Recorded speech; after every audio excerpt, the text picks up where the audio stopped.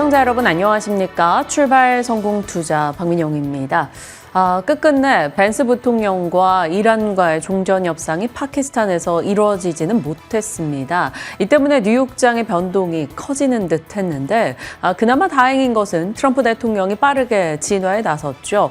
이란의 내부적인 목소리가 통일될 때까지 휴전을 연장하겠다라고 밝혔습니다. 과연 내부적인 목소리의 통일이 언제 될지는 모르겠으나 휴전 연장, 그러니까 이제 무력을 쓰는 것이 조금은 늦춰졌다라는 것에서 시장은 안도감을 가졌는데요. 그럼에도 불구하고 우선 원유 선물은 배럴당 $90까지 뛰고 있습니다. 여기에 여러 뉴스 등이 지금의 이 자리가 괜찮은가 약간의 불안을 자극하고 있기도 한데요. 괜찮을지 아니면 약간 이익 실현을 해 나가야 될지 고민해 보도록 하겠습니다. 자, 일단 들려왔던 소식들 하나씩 점검해 보시죠.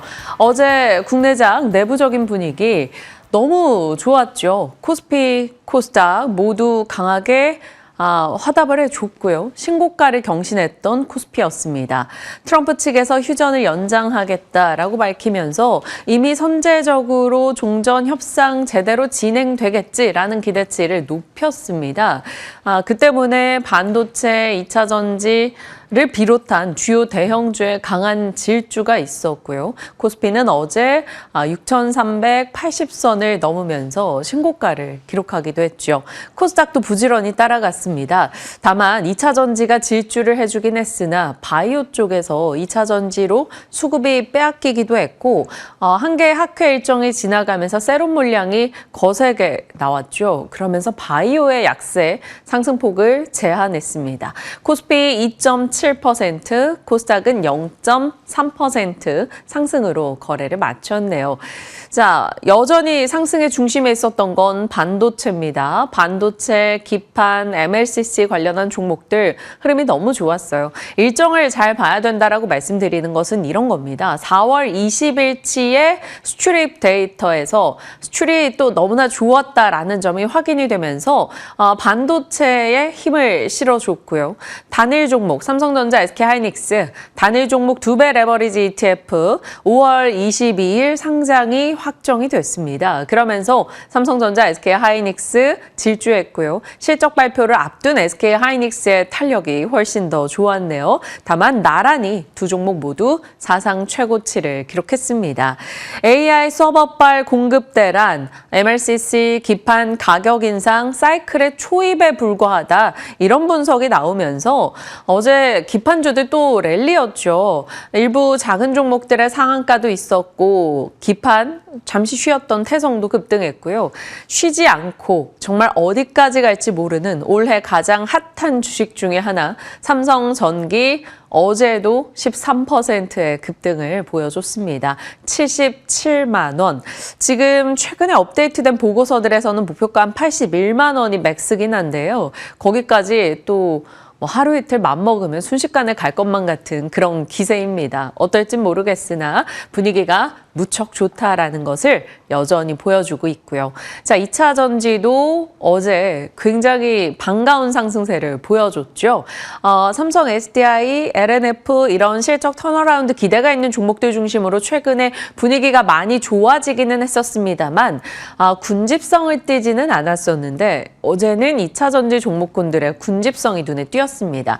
요즘에 2차 전지 진영의 기대는 ESS였다가 실적 턴어라운드 기대였다가 그리고 중동 리스크가 터지면서 전기차에 대한 수요 이슈가 불거졌죠. 실제로 유럽 내에서 전기차에 대한 인식이 조금은 더 우호적으로 변화돼가면서 수주 이슈도 계속 나오고 있습니다. 리튬 가격도 어찌됐건 반등을 이어가고 있고요. 삼성이 벤츠에 배터리 공급한다라는 소식, LG 엔솔, LFP 배터리 공급 공식화 이슈 이런 셀사들의 소식이 맞물려서 어제 2차 전지 밸류체인 전반의 흐름이 좋았습니다. LG 엔솔이 다시 시가총액 순위를 한 단계 높였죠. 어제 저희 시간 출연진들 삼성 SDI 선택이 좀 부담스럽다면 LG 에너지솔루션을 봐야 한다라고 두 분이 나란히 2차 전지의 탑픽으로 꼽고 가셨는데 어제 11% 급등 흐름이었습니다. 그렇다고 삼성 SDI가 안 올랐나? 그것도 아닙니다. 삼성 SDI 19% 폭등 흐름이 있었고요. 애프터에서도 그 기세는 죽지 않았습니다. 이렇게 배터리 셀사의 강력한 질주, 그러다 보니까 소재단도 함께 가는 모습이 있었고 장비주들도 몹시 강했는데요. CIS 어제 흐름 한번 보실까요? CIS 같은 경우는 지금 전고체이기도 하고 주요 셀사들의 모든 장비를 주요 셀사에 모두 납품을 하는 장비를 갖고 있습니다. 그러다 보니까 어제 굉장히 강력하게 반응을 하면서 상한가로 거래를 마쳤다. 전고체에서 이수 스페셜티 케미칼, CIS가 상한가에 진입하는 순간 이수 스페셜티 케미칼의 차트를 열어봤습니다. 그 순간 더 따라가는 모습이 또 나타나더라고요. 어제는 전체적으로 2차 전지에 대한 수급 관심이 뜨거웠던 날이었다. 이렇게 볼 수 있겠죠. 저희 출연자들 중에서 지금 박창윤 대표님도 그렇고 함정남 차장님도 그렇고 김진만 의원도 그렇고 계속적으로 2차 전지에 대한 분위기가 바뀌고 있다라는 점을 강조해줬던 바가 있습니다. 조성호 부장도 그랬고요. 자, 그래서 출연진들의 의견들을 추후에 하나씩 AS에 나가도록 하겠고요. 오늘 함정남 차장님과 2차 전지 관련한 추가적인 얘기 풀어가겠습니다. 자, 그리고 조선도 조금씩 나아지고 있습니다. 전쟁 이슈 속에서 조금 주춤했었죠. 마스가 모멘텀을 기다리며 휴식하고 있었던 가운데 한국과 인도 합작 조선소 설립에 대한 기대가 어제 협력 이슈로 나왔습니다. 그리고 AI가 붙었다라고 얼마 전, 이틀 전에 말씀을 드렸던 것 같은데요. 데이터 센터에 선박 엔진이 사용될 수 있다라는 것이 세계 최초로 외국계 회사의 수주 소식으로 확인이 됐다. 같은 동종 엔진으로서 이제 STX 엔진, 한화 엔진, 그리고 HD현대 중공업 움직임이 있다라고 말씀을 드렸죠. 물론 한화 엔진은 관련한 엔진에 대해서 증설해 나가는 이제 새롭게 공장을 지어 나가는 과정이긴 합니다만 관련한 이슈로 인해서 어제 또 엔진사들을 중심으로 해서 조선주들의 분위기도 나쁘지 않았다라고 볼 수 있겠습니다. 그리고 추가된 호재성 뉴스도 하나 있었는데요. 잠시 후에 보여드릴게요. 어제는 장 초반에는 재건에 대한 기대감 속에 건설주, 대우건설부터 DLENC 나쁘지 않았었고요. 그러다가 실적과 수주에 초점이 맞춰지면서 반도체 2차 전지 대형주들의 탄력이 너무너무 좋아졌습니다. 그리고 후반에는 일정에 대한 기대감, 그리고 새 스토리가 붙으면서 조선이나 원전주들도 다시 더 탄력을 내는 모습이 있었죠. 결국에는 시가총액 상단의 주요 종목군들이 각 섹터별 명분을 달고 강하게 올라갔고 어제 코스피가 급등할 수 있었던 이유가 되겠습니다. 자, 주성 엔지니어링 그 전날도 상한가였는데요. 어제도 또 상한가였습니다. 대단하죠. 반도체 장비 회사이지만 최근에 이슈가 되고 있는 것은 중국 태양광 장비 배제하는 과정에서 주성 엔지니어링 반사 수혜 기대감 이런 것들이 작용이 되면서 어제 주성 엔지니어링도 꽉 찬 또 장대 양봉을 기록했습니다. 주성 엔지니어링의 이틀 연속의 상한가 어떤 의미가 있을지 대응이 가능할지 갖고 계신 분들이라면 어떻게 해야 될지 오늘 함 차장님께 여쭤보도록 할게요. 어제장에 대한 이야기였고요. 4월부터 2차 전지에 대한 출연진들의 톤이 꽤 많이 달라졌다라는 것을 느꼈습니다. 그리고 2차 전지 고유의 특성까지 어제 나왔죠. 2025년도는 사실 2차 전지 진영 좋지는 않았어요. EV, 전기차 진영의 수요도나 우려가 계속됐고 글로벌 배터리 공급 과잉 이슈, 가동률 하락으로 이어지면서 밸류체인 전반의 수익성 부담이 있었습니다. 그러나 이제 작년 하반기경에 ESS 모멘텀에 집중이 됐고 리튬 가격이 스물스물 반등하면서 일정 부분 3분기경이었죠. 회복하는 모습이 있었었는데 4분기에는 다시 일부 종목들 제외하고 모두 하락이었었습니다. 그러다가 올해 들어서 분위기가 달라지고 있죠. 2026년 중동 전쟁이 벌어지게 됩니다. 미국과 이란. 고유가 수혜 테마로 부각이 되면서 그 가운데서 에너지 안보에 대한 이야기가 많이 나왔고 재생에너지가 가지고 있는 간헐성이라는 단점을 극복해줄 ESS, 여기에 초점이 맞춰졌습니다. ESS라고 했을 때는 그 안에 소재가 많이 들어가기 때문에 소재까지 같이 볼 수 있다라는 기대감, 온기 확산으로 이어졌고요. 리튬 가격도 3월부터 우선 반등을 하고 있죠. 거기다가 전쟁 기간을 2월 28일에 시작해서 3월까지 지내보고 나니 4월 들어서 전기차 판매가 조금씩 나아지고 있다더라. 이런 뉴스 등이 모이고 있습니다. 프랑스도 전기차 확대 프로그램을 도입했고 독일도 전기차 보급 촉진 구조를 투입했다. 국내에서도 전기차 신규 등록이 급증하고 있다라는 소식이 들려오고 있죠. 이제 3월 유럽 전기차 공식 판매 발표가 이제 임박했는데 시장의 기대는 YOY 기준으로 40% 이상 늘어날 것이라는 기대를 하고 있습니다. 상황이 이러하다 보니 2차 전지 진영에 대해서 마침 반도체가 많이 올라서 다른 것도 사고 싶어라고 보는 사람들의 눈에 걸린 거고요. 2차 전지가 어제 수급의 이슈를 좀 받아가면서 올라갔죠.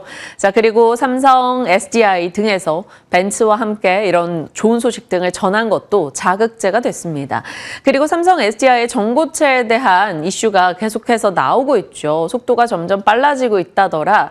이재용 회장을 중심으로 전고체에 대한 투자를 아낌없이 한다더라. 이런 뉴스 등이 나오면서 어제 삼성, SDI와 함께 이렇게 전고체 라인도 같이 올라갔습니다.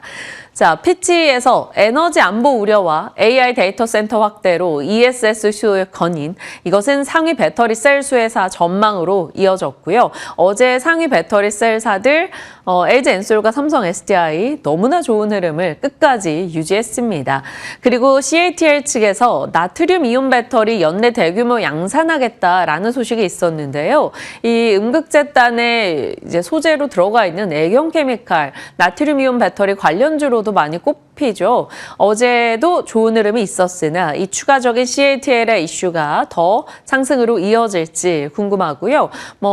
이제 나트륨 이온 배터리 관련주로 본다면 메가터치, 삼알미늄, 나인테크 등등이 꼽히고 있기는 합니다. 하지만 어제는 배터리 공급망 내 전반적인 종목이 좋았고 당연히 이쪽 셀사들 좋았고 그동안 좋았던 LNF도 상승을 이어갔고 상대적으로 좀 붙이는 듯한 느낌이 있었던 에코프로와 에코프로 BM도 일단 어제 상승에 동참하긴 했습니다. 물론 형님들의 시세 대비해서는 이거밖에 못 올라? 라고 생각할 수도 있지만 그래도 5% 정도씩 올라줬어요. CIS의 상한가 등도 눈에 띄었고요. 대주전자 재료를 비롯해서 전체적으로 2차 전지 밸류체인이 어제는 강했습니다. 2차 전지는 갈 때 좀 이렇게 함께 가는 분위기가 연출이 되는 것 같아요. 군집성을 갖고 있다는 표현을 저희 방송을 통해서 많은 분들이 쓰고 있기는 한데요. 이 군집성이 더 연속성을 띠면서 갈 수 있을지가 앞으로 중요한 관건이 될 것 같습니다. 삼성 SDI가 지금 주축으로 들어가 있기 때문에 관련한 밸류체인들 정리를 해봤어요. 소재, 장비, 원통형, ESS, 냉각기 등등으로 과거의 자료에 플러스 조금 더 추가된 내용들이 있으니까요. 참고용으로 살펴주시길 바랍니다. 자, 반도체 낙수 효과라는 하나증권의 보고서가 하나 업데이트돼서 넣어봤어요.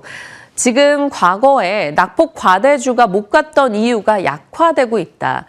못 갔던 이유로는 실적 전망이 상향되고 환율이 올라가고 거래 대금이 급증하고 미국 경기가 너무 좋을 때는 반도체 등의 대형 이 반도체 투톱 위주로만 가는 흐름이 있었는데 이제는 이 부분이 조금씩 피크를 찍고 약화돼 간다라는 것이죠. 반도체 실적 발표 구간 끝자락에 컨센 상향도 일단 된 상태이고 거래 대금이 줄어들면 쏠렸던 돈들이 못 오른쪽으로 옹기 확산을 보여준다라는 겁니다. 그래서 반도체 호실적이 일부 선반영되어 있다라는 걸 고려해 봤을 때는 6월 전까지 반도체에서 이제 낙폭과대 소외주의 순환을 고려해야 된다라고 얘기하고 있습니다. 6월이 지나면 또 실적이 나오니까요. 그러니까 장작이 들어오기 전까지 살짝 다른 쪽의 불을 보자라는 내용인 거죠.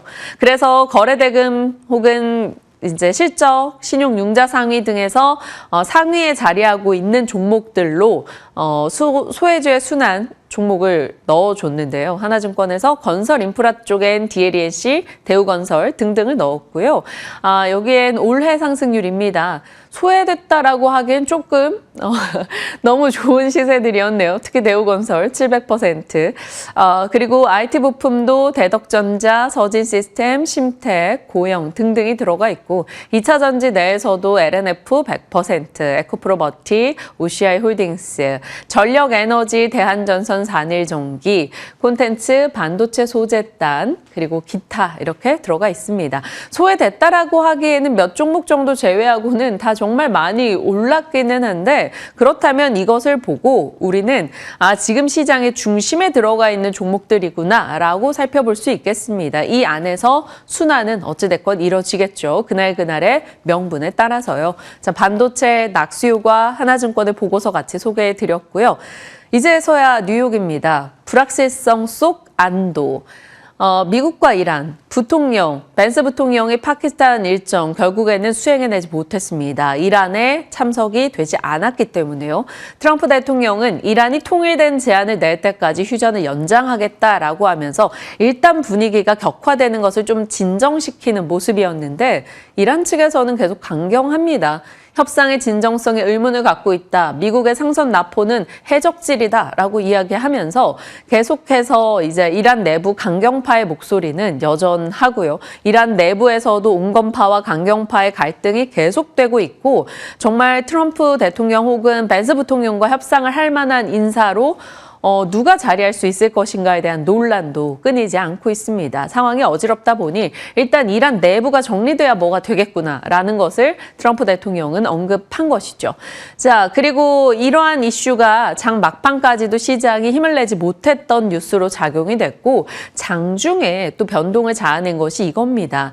대차 대조표 축소, QT 가속화하겠다는 케빈 워시 청문회 발언, 금리 중심의 정책으로 회귀할 것임을 시사했죠. 매파적 발언으로 해석이 되면서 금리 뛰고 달러 뛰고 증시가 내려가는 모습이 나타났습니다. 경제에서는 3월 소매 판매가 양호하긴 했으나 일단은 이런 매크로에 대한 불편함과 지정학적 리스크가 고조되면서 3대 지수는 모두 하락했습니다.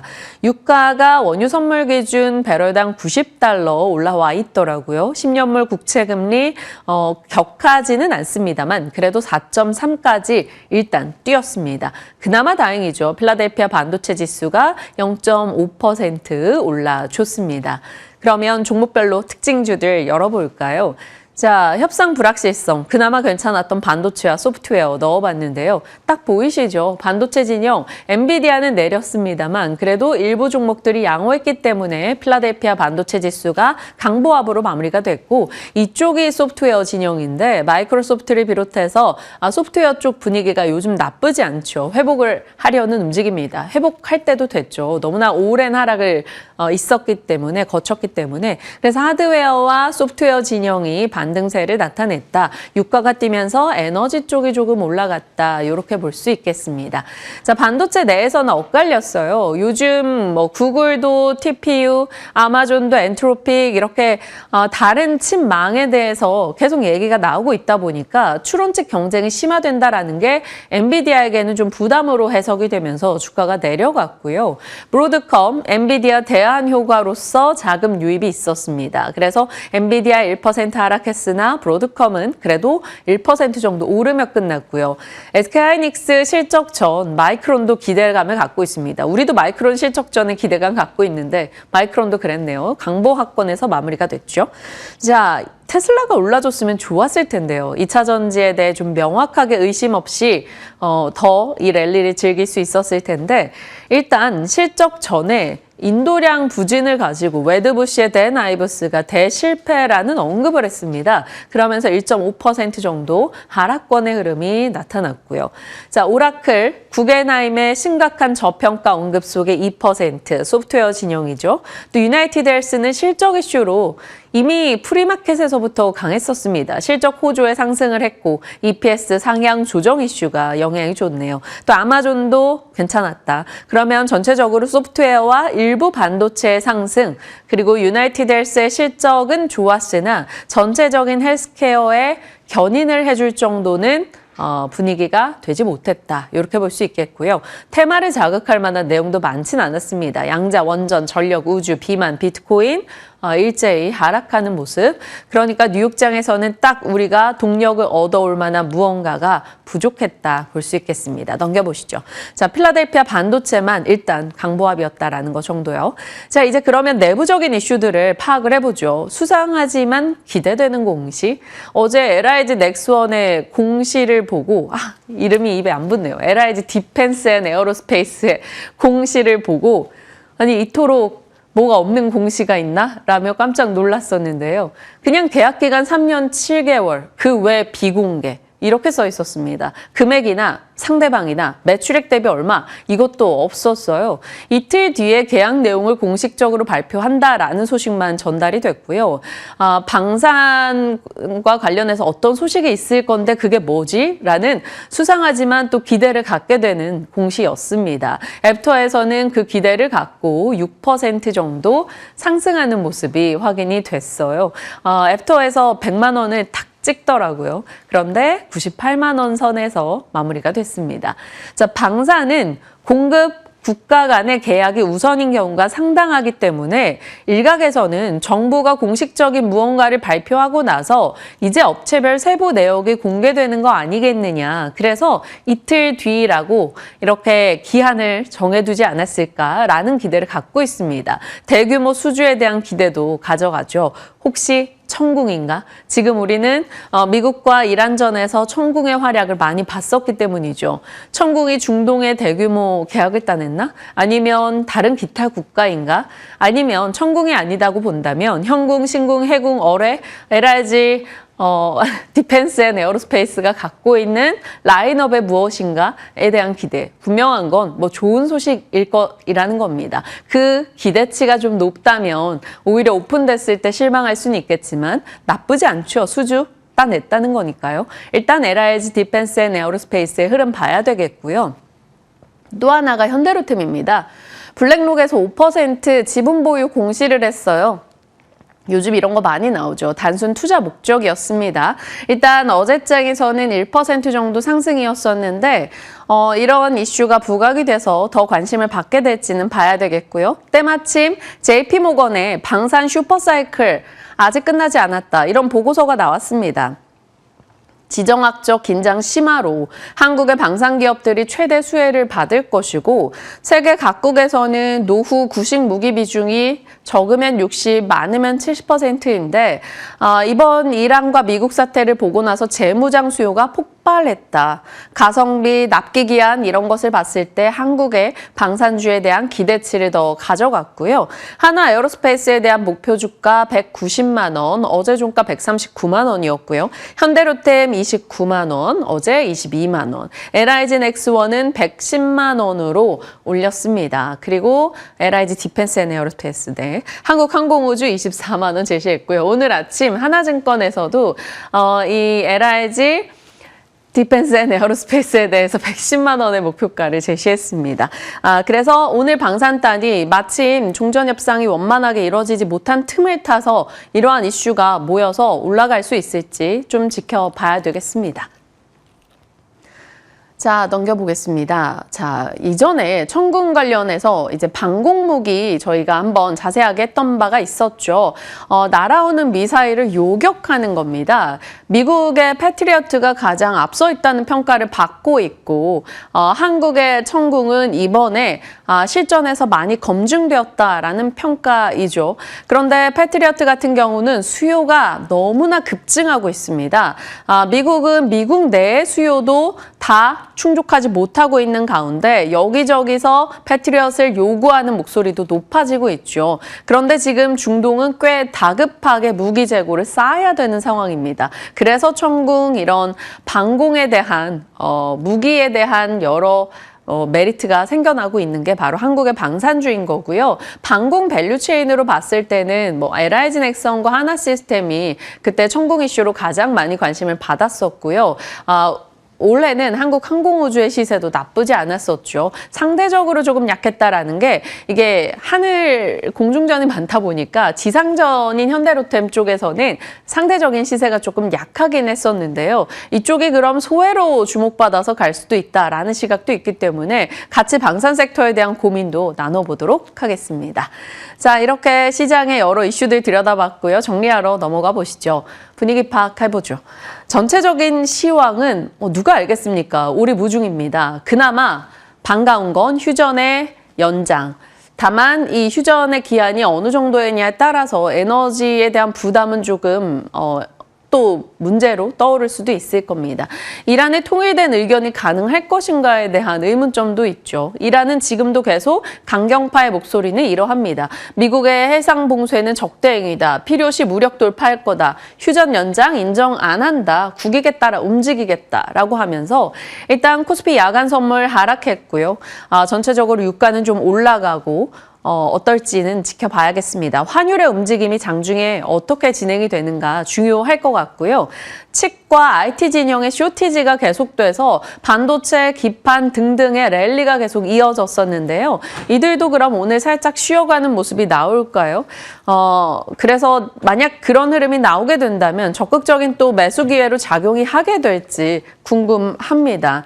전쟁 기간 강했던 광통신 테마도 생각이 나는데 테마 중심으로 돌아가게 된다면 다시 또 이들이 전쟁을 틈타서 올라올 수 있을지 보도록 하겠습니다. 이 나스닥 선물은 지금 상승으로 돌렸다라는 소식도 같이 전달되고 있습니다. 무엇보다 중요한 건 SK하이닉스의 실적을 앞둔 기대와 경계, 그 어느 즈음에 투자자들은 어떤 입장을 취할 것인가 상당히 고민되는 순간일 것 같고요.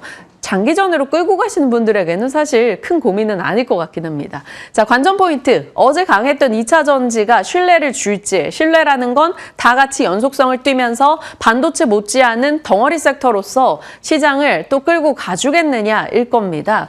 테슬라 하락이나 또 탄산리튬 가격의 밤사이 하락 소식은 조금 애매하긴 하나 지금 테슬라 영향이 최근에 국내 2차 전지에 그리 있었던 것은 아니어서요. ESS 실적, 달라진 EV 수요 이런 것들이 반도체 수급에서 2차 전지로의 확산이 이어질 수 있을지 무엇보다 중요한 중국의 배제 과정에서 한국의 배터리라는 키워드가 살아날 수 있을지 봐야겠습니다.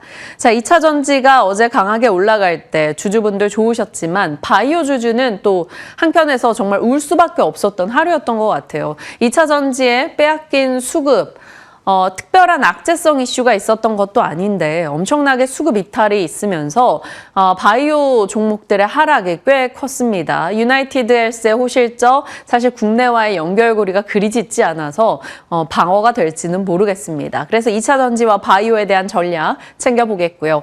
다시금 조방원에 대한 키워드가 조금씩 보입니다. 마스가 조선이죠.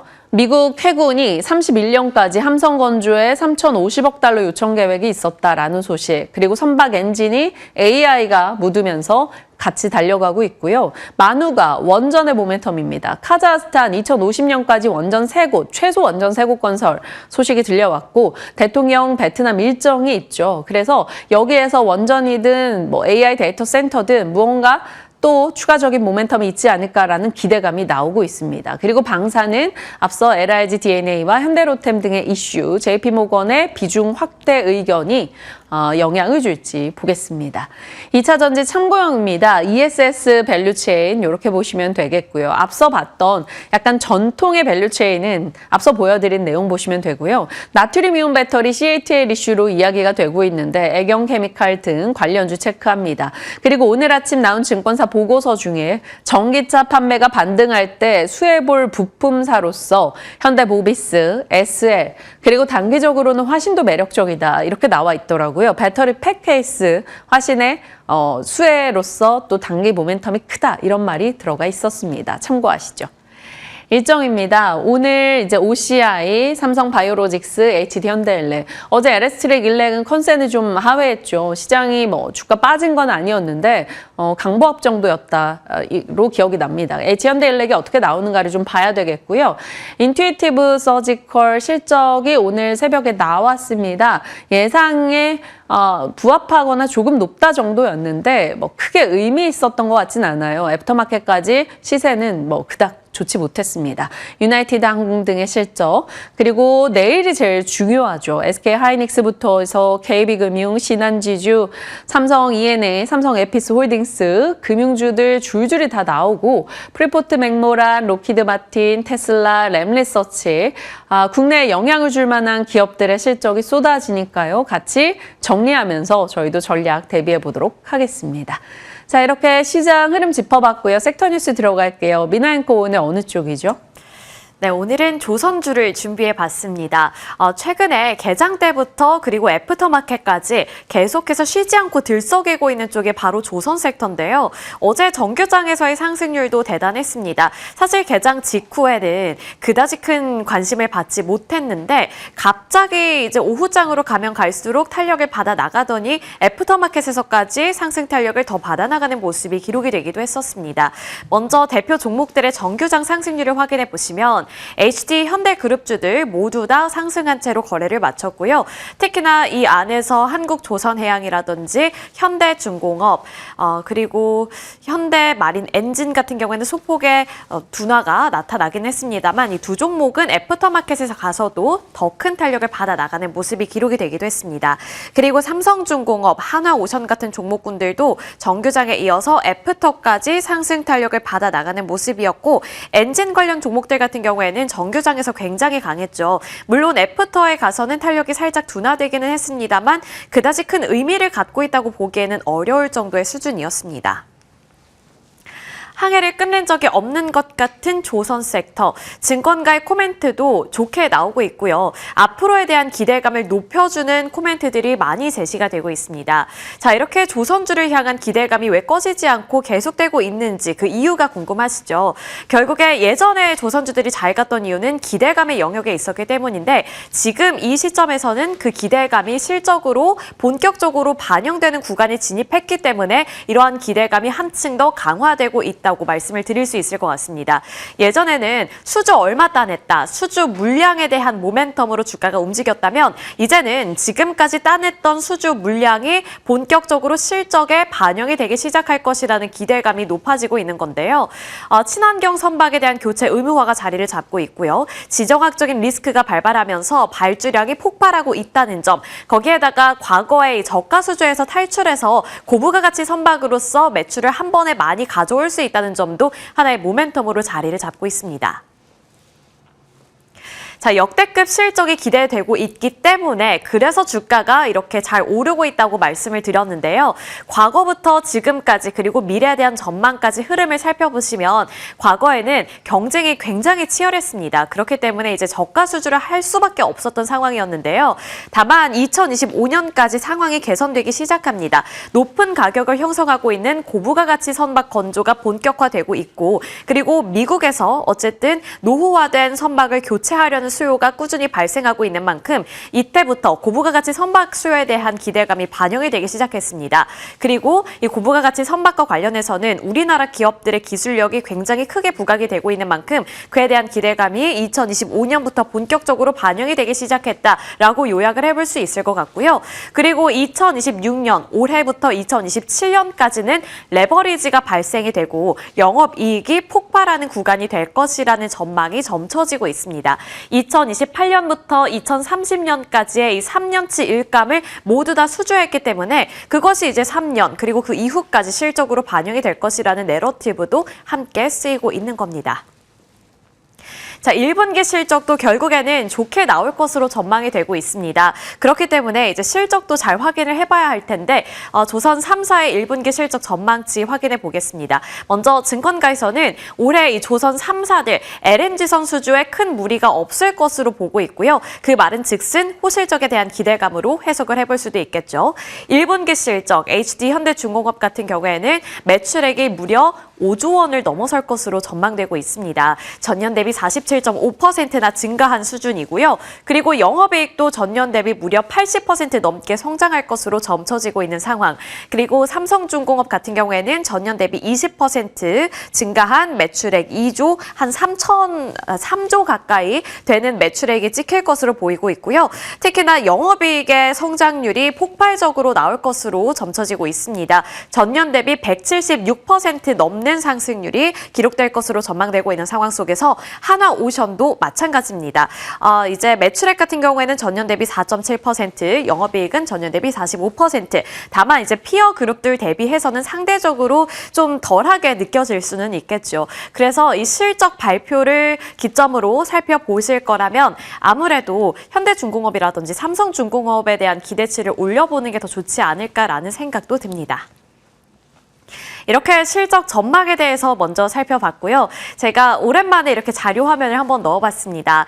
최근에 이제 새로운 모멘텀, 새로운 재료가 한 가지 생겼는데요. 바로 AI 사이클에 이 조선 기업들, 엔진 기업들이 올라탈 수 있다는 겁니다. AI 사이클, AI라는 키워드만 보면 바로 올라타야 하니까 야타족이 생각이 나서 제가 이렇게 한번 넣어봤고요. 지금까지의 플로우를 확인해 보신다면 기존 이제 선박 엔진은 데이터 센터용 수요로 직결이 된다라는 내러티브가 새롭게 쓰이고 있는 것이고, 그러한 내러티브 속에서 조선주들과 엔진 관련 종목들이 또 한번 강세를 나타냈다. 그러니까 요약을 해보자면 앞서서 제가 설명을 드렸던 펀더멘털적인 부분, 실적에 대한 기대감도 갖고 있는데 앞으로 미래 성장성에 대한 기대감도 갖고 있다. 두 마리 토끼를 모두 다 잡고 있는 만큼 조선 섹터를 향한 기대감이 수급으로 바로 반영이 되는 흐름을 포착을 해볼 수가 있습니다.